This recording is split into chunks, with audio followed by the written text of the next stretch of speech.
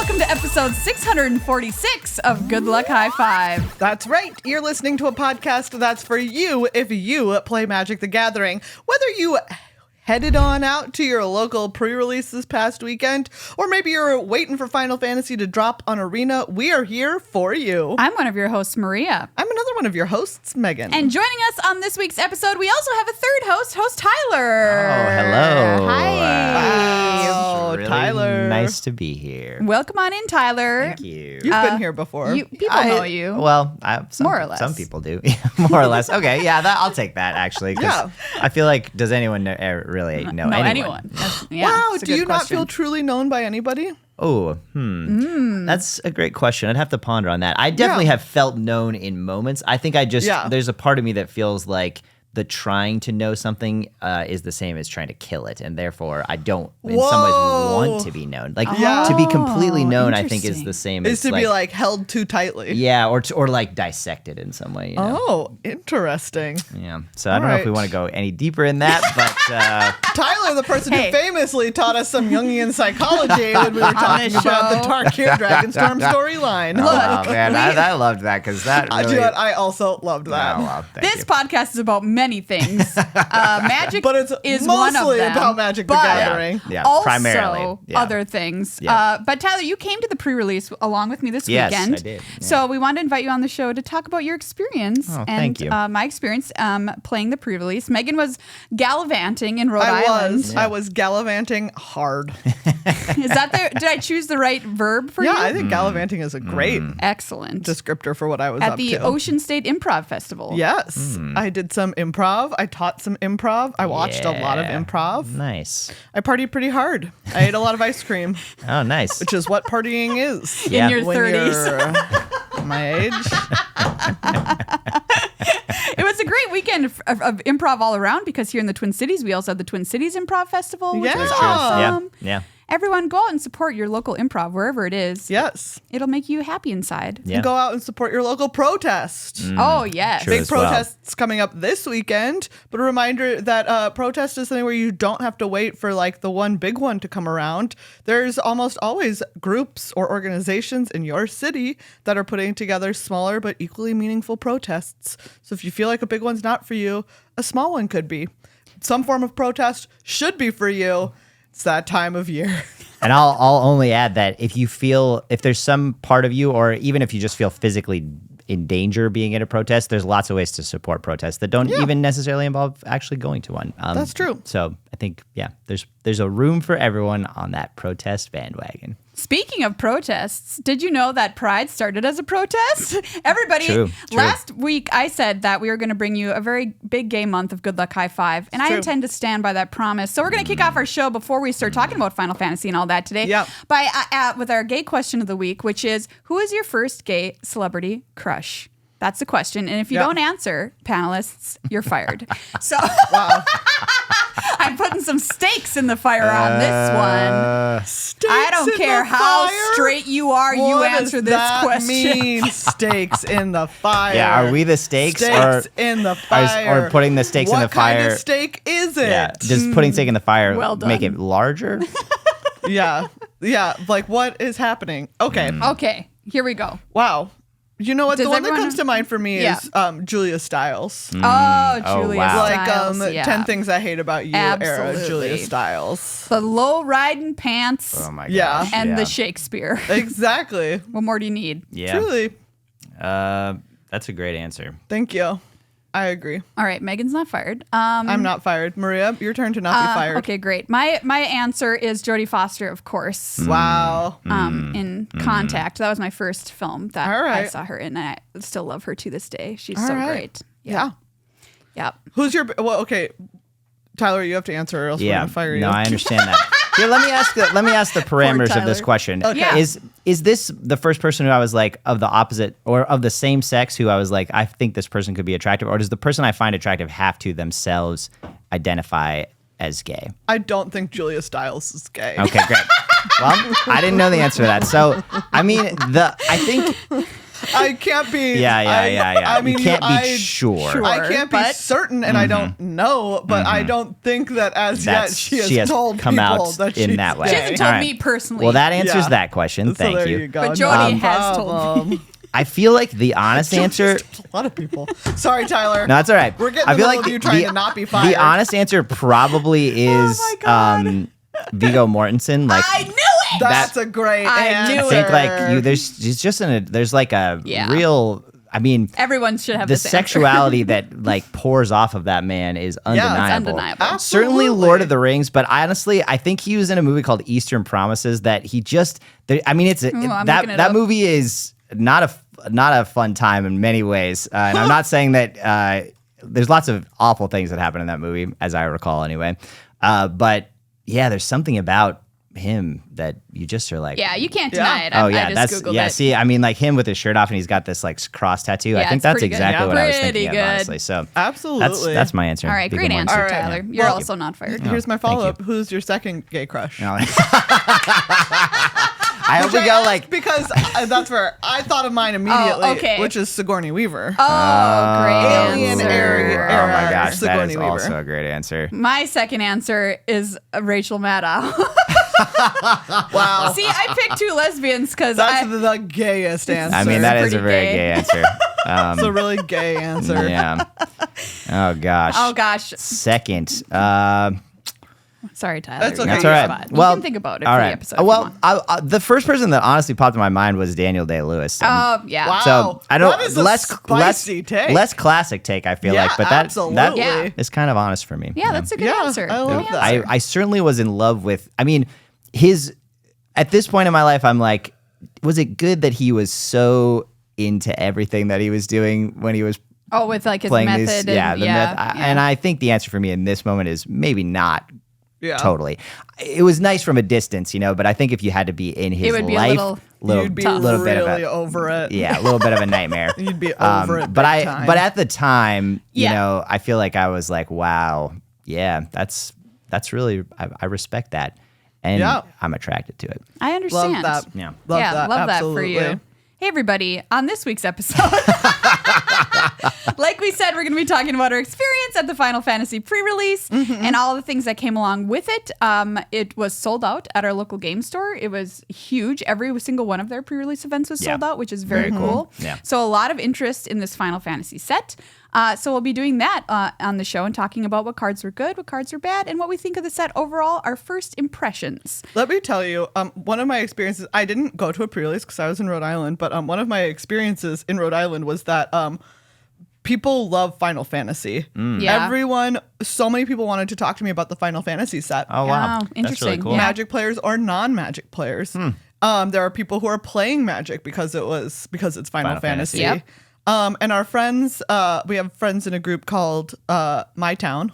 That do one of my favorite dumb formats of all time, which is where they do scenes, but then sometimes the tech will push play on a karaoke track, but they won't karaoke the song. They'll sing what's happening in the scene to the karaoke track.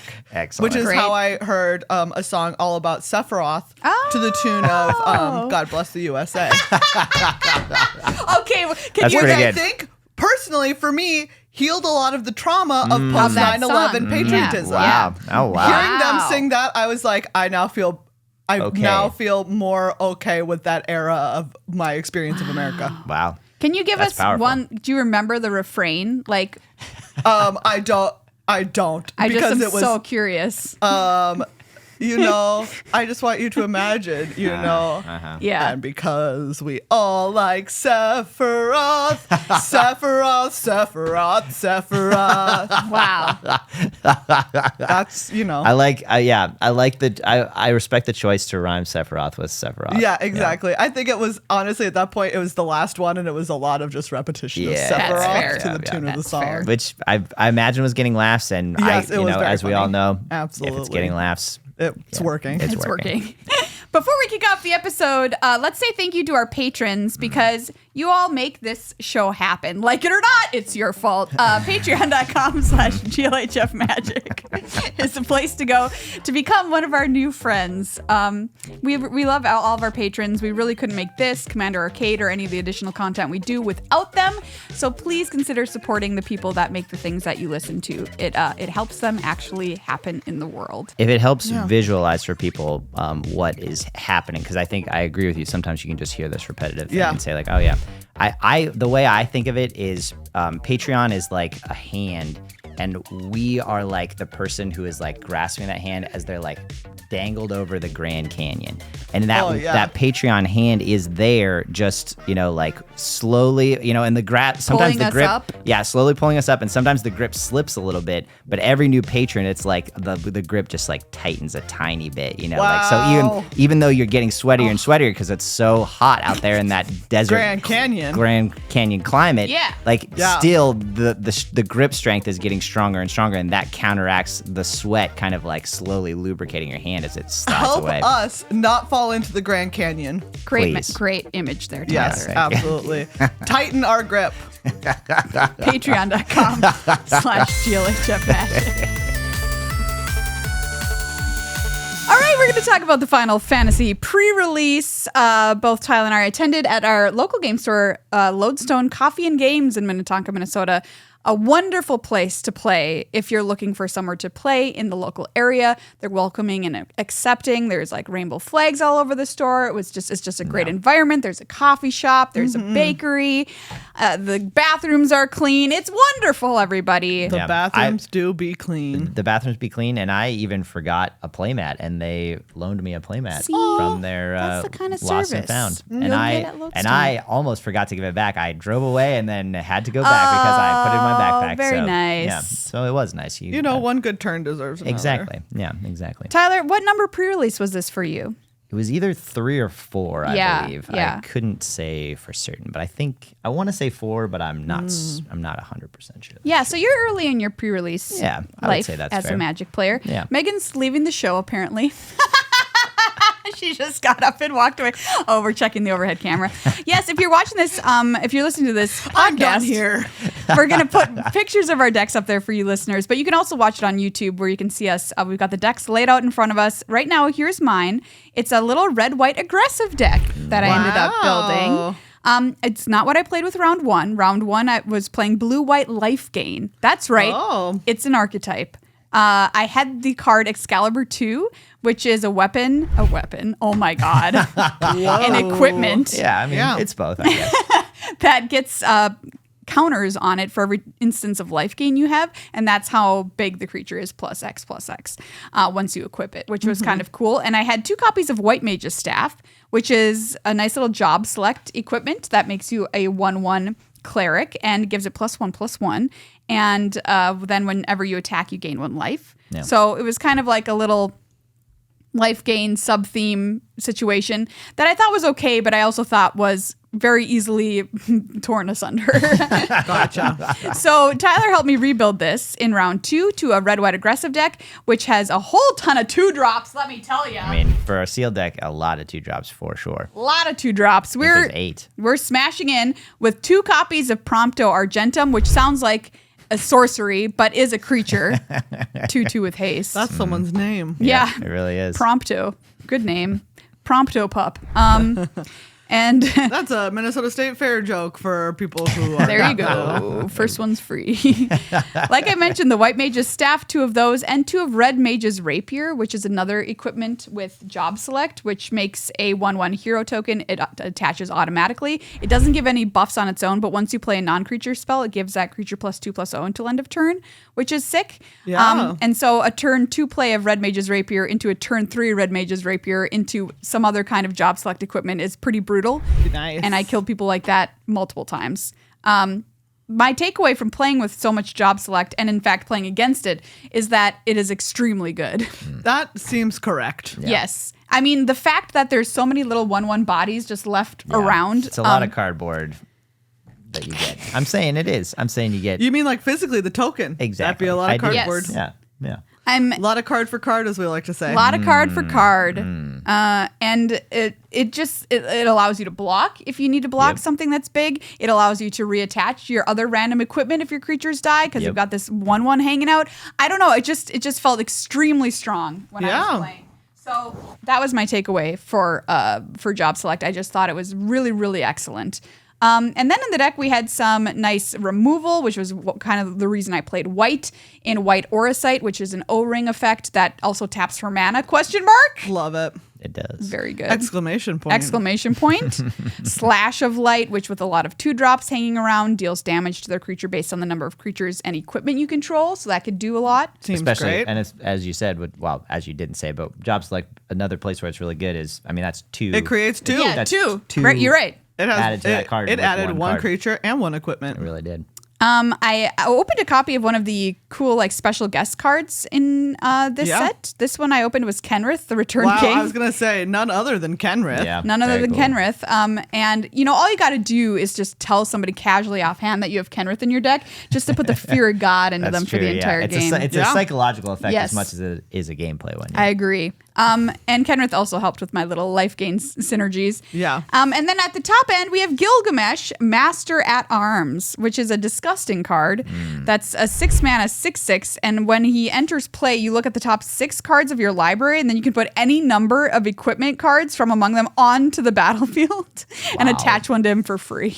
Wow. And when he attacks. That happens when he enters and when he attacks. He just never got to attack because I think I had already won at that point. Sure, which I guess is a good feature of the card. It doesn't get to attack because you've already won. Because I've already won. Yeah. I had 2 copies of Weapons Vendor in this deck too, which is a little 2/2 for 4 mana that draws a card when it enters and allows you to equip for 1. At the beginning of combat on your turn, if you control an equipment, you may pay 1. When you do attach target equipment, you control the target creature you control. Yeah. So nice. Which that's great. 4 mana 2/2 draw a card already definitely playable, but it's Yeah, so this deck was really, really good. I ended up only going 2 and 2 with it, which I think was probably, driver error. I definitely punted in one match where my opponent had the card Fat Chocobo in play.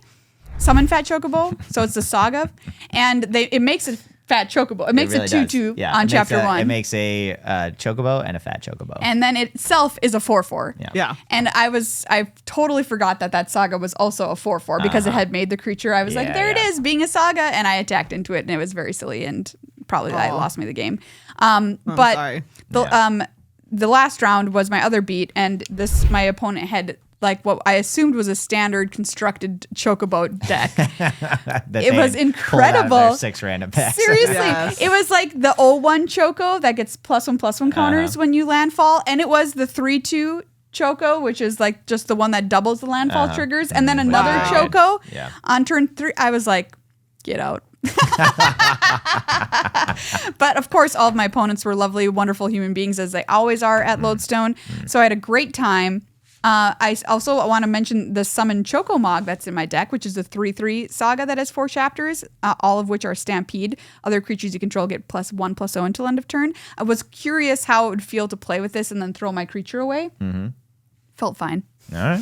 I was happy. I got my Choco for 2 turns. Yeah. Love it. Got my bonus for 4 turns. Yeah. What more am I asking for? Quite honestly.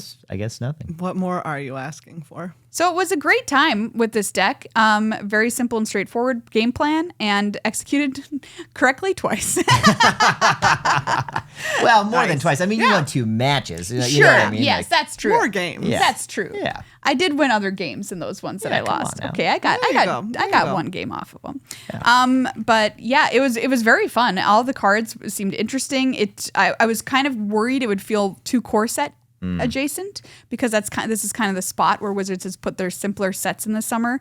But it didn't feel overly simple when I was playing either. So overall, 2 thumbs up for me for this deck and the Final Fantasy pre-release. All right, Tyler, you want to talk about yours? Yeah. Okay. Let's say thank you to the sponsors of Good Luck High Five, kicking things off with Card Kingdom. Yeah. Thank you so much to Card Kingdom, cardkingdom.com/GLHF, the place to go, especially if, like many of the people that I talk to in Rhode Island, you're eyeballing some very specific Final Fantasy cards because you're a real big fan of them. You can get them at Card Kingdom. That's right. The set is going to release this Friday, everybody. Before that, you can pre-order. Card Kingdom has very fast shipping, and if you're ordering some singles, very specific ones like Megan said, they'll send everything to your house in one package, so you do not have to worry about when it's going to show up at your door in a bunch of different envelopes. It comes to you one and done at Card Kingdom. They've also supported us here on Good Luck High Five for years and years, which I want to say is definitely not nothing. No. We are. It's even maybe the opposite of nothing. We are. They tighten the grip. Oh yeah, that grip. holding Yeah, our Ooh, hand they For really the are. longest time, been doing the work of Yeah. keeping us from falling into the Grand Canyon. Come on. We're not the biggest Magic podcast, even though No. sometimes in my dreams I think maybe we are. We're a small group of femme content creators, and they have had our back for like 10 years. Whoa. So Unbelievable. I'm saying this is important. So in this month of Pride, how freaking dare you not? And that's so says these cards. Megan just throws did these just throw cards some cards on the table. We also want to say thank you to Dragon Shield. They're a Yeah. newer addition to our family, but we love them all the Yes. same. We love working with them. They are so sweet. Yeah. You should, if you're heading out to Vegas to the Magic Con, yeah. you should absolutely go by the Dragon Shield booth. It's always a delightful time. They Yes. sponsor some really wonderful other creators as well. They'll have them there at the booth. You can say hi to them. You can pick up some great exclusive sleeves. We love them. They're so great. Yes, you can use our code GLHF at checkout for 5% off your order. You can also get our Good Luck High Five sleeves there, our That's rainbow right. Feldegriff sleeves. You for can make Pride. your own sleeves. You can make if your I own. had known for all this time that it was this easy to make sleeves, Seriously, I would have done it a long time ago. Yeah. check them out, Dragon Shield. All right, we've got Tyler now to show off your black, green, white build for us. Yeah. It's black green with a little splash of white. Black green in this set is as it always is. Graveyard matters ? It's kind of those. It's all. I always feel like black green gets a little bit of the short end of the stick on the theming. I agree with It's you. sort of just. Yeah. I feel like it never feels totally cohesive. But I will say that I really like this deck. I had some good stuff to play early that set up the late game, and the thing that really made me love this deck was that I have Jumbo Cactuar, which is a card and also a meme, if we're honest. But Do 10,000 damage. I know very fun, but also I had 2 summon fat chocobos, and I had this blitzball shot. So I had a decent number of ways to give it trample, which if you give the card trample, Sick. like if this was a 7-mana 1/7, that gets plus infinity and has trample, that's a different card That's altogether. a different card. Yeah. So that was very fun, and I did kill 2 people with. I did end nice. 2 games with trampling Jumbo Cactuar, and I had a third game where if my opponent had a timely discard spell, it was the modal card where I think it's 1 in a black, and it either gives all creatures -1/-1, or you get to look at their hand and choose creature and a enchantment. I don't remember the exact card types, but you get to choose from their hand. And so they had that on that turn before I was going to be able to play Jumbo Cactuar, and because they did, they were able to get it out of my hand. But I had a summon fat chocobo on the board, and it was going to get trample and be able to attack. So I might have even been able to end 3 games that way. That's cool. Other than that, I had 2. This Hecdize card, which Don't is look, Megan. Yeah, sorry about that. That's okay. So it's 1 in a black 1/1. The similar card that we've seen many, many times in different forms, where when it enters, each opponent discards a card. That card almost always playable, sometimes very good. I think it trends towards being very good in sealed, and I felt like it was good every time I played it. I had some really minor sacrifice sort of things that I could do as well. Oh, sure. One of those cards was Reno and Rude, which is a 2/1 menace for 1 in a black that reads whenever it deals combat damage to a player, exile the top card of that player's library. Then you may sacrifice another creature or artifact. If you do, you may play the exiled card this turn, and mana of any type can be spent to cast it. So that I did get to play 1 card off of that. And what else to highlight about this deck? I had some fixing. I have this Prishes. I'm not going to pronounce this right, but whatever that name is, they're wanderings. It's 2 and a green for that classic search up a basic land and put it into, or town in this case, and put it into the battlefield tapped. But it also has, when you do this, you get to put a +1/+1 counter on a creature, and that's an instant speed. And I did win a combat with this as a trick and got to put a plant into play, and that feels pretty good. That seems great. Yeah, exactly. Tell me about your splash. Yeah, great. Yeah, so the splash was primarily for removal in these 2 Fate of the Sun Crest, which is 4 and a white for destroy target non-land permanent. And it also has cost 2 less to cast if it targets a tapped creature. I feel like we've in recent sets gotten this for 1 less mana of the chunk of the time where it was like 1 and a white after the reduction. So I think this is a little bit worse. I think that was often on a creature, so it is nice to have that flexibility, but I will say you did feel that 1 extra mana a few of the times when I played it. That seems correct. In Sealed, you felt that extra mana. Yeah, you felt that extra mana. In Sealed, maybe more forgivable, but in Draft, I wonder if this card will be a little less playable than some of those have been recently. Yeah. Other things I'll highlight. So the other part of the splash was this Renoa Heartily, which is 3 green and a white for a 4/4, and when it comes into play, it makes a 1/1 green and white dog creature token. Very cute. Named Angelo. Yeah, named Angelo, and then it has an ability called Angelo Cannon, which seems a little menacing. Yes. But whenever it attacks, another target creature you control gets +1/+1 till end of turn for each creature you control. Oh, that seems great. Yeah. So, and that was nice. What I really liked about it was it helped stabilize the board too. This deck was definitely playing towards the late game. As you can see, there's I've got some chunky things at the end. I have this diamond weapon. It costs 1 less to cast for each permanent card in your graveyard, and I did cast it for just 2 green, or 2 green multiple times, and that felt very good. How big is it? It's an 8/8 reach, and it also has immune, prevent all combat damage that would be dealt to it. So it's kind of indestructible in terms of combat. So even if a creature has death touch, you can block and not have to worry about it. Wow. So that is nice. And I also had this Summon Primal Odin, which was my promo card, which is a 6 mana for a 5/3 saga creature, and it has first chapter destroy target creature. That's great. All right, I'll take it. Second chapter, it gains whenever this deals combat damage to a player, that player loses the game. I never got to do that, but that is fun. And then the last one is draw 2 cards, lose 2 life. It never made it to that because it died at that by the time that chapter happened. Yeah, and I had almost a lot of my rares were in these colors. The deck felt good. Nice. The one other card I'll highlight was this Sauce Catsroy, the sauce, as was said in Commander Arcade, which is a very strong card. I think my deck wasn't the greatest place for it because I wasn't often in a place to attack with it after I played it, just because a lot of my early creatures are not really very aggressive, and so the card, if it can't attack well, if it doesn't have good attacks, obviously it is much worse than normal. But even if it can't, it still searches up a bird, or in my case, it was always a basic land because I didn't have any birds in my deck. But it always searched up something, and so you feel like for your 4 mana 3/3 that has a lot, it's very threatening, and it gets you a card right away when it comes down. So that card felt good, even though I don't think my deck was ideal for it.